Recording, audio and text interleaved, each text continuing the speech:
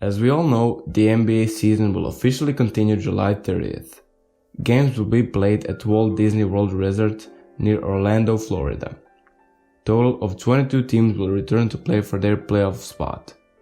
Now here's the official list of all the teams that will be included in the continuation of the NBA season. Now, due to this situation with pandemic, teams haven't had a chance to really have team practices up until now.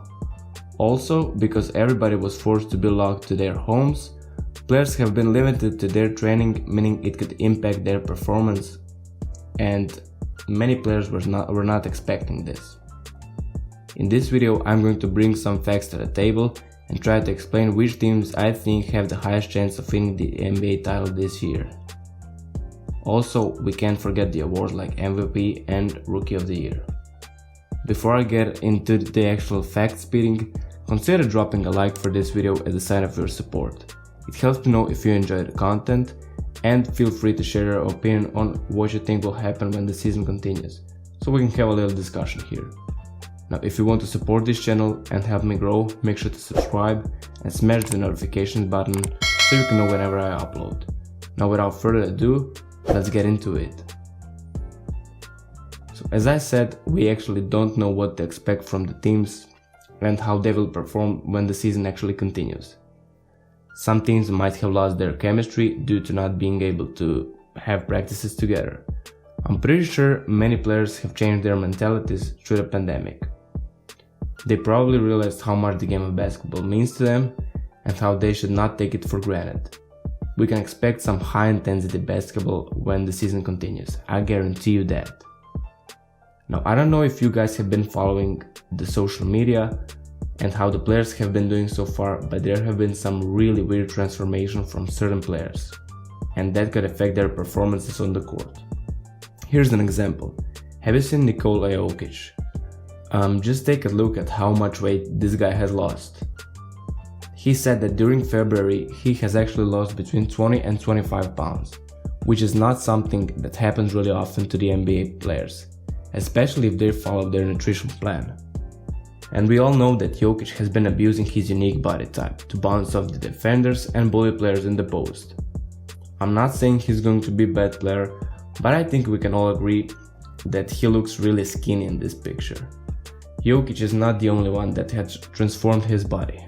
Another example is Rajon Rondo. Now, Rondo hasn't actually lost weight. It looks like he actually gained some weight, but in a good way. In this picture we can clearly see his ripped body. Seems like he put on some muscle and lost a little bit of fat, which is actually great considering he's a veteran in this game.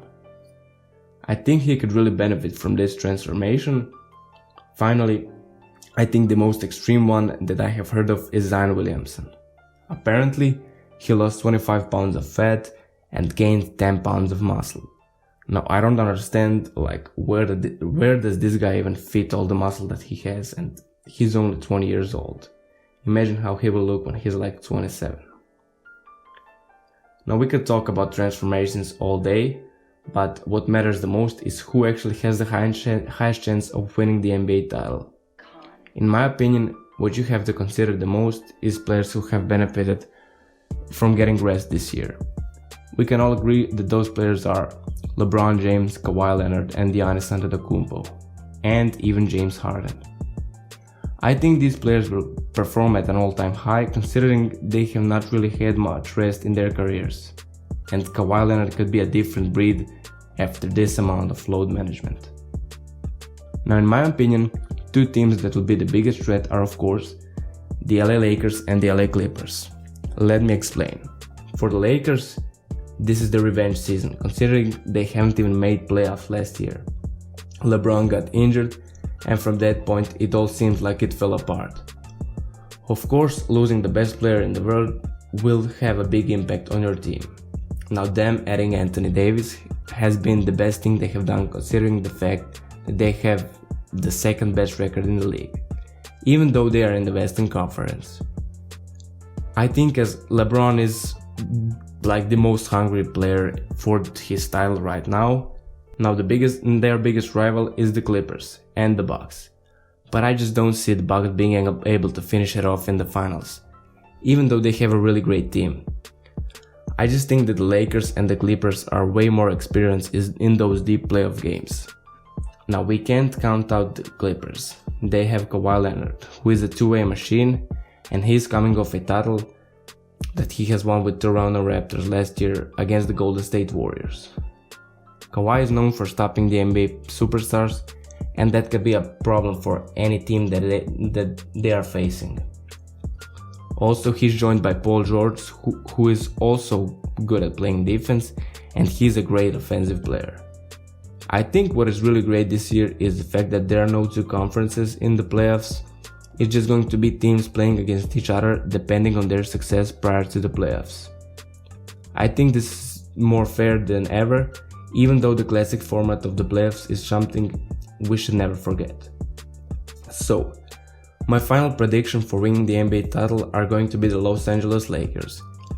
I just think their team is really well formed and they have more experience than anybody in the NBA. Finally, for the MVP title, I honestly can't say who is going to win it because it's impossible to predict that. I can say who I think deserves it the most, and that is going to be LeBron James.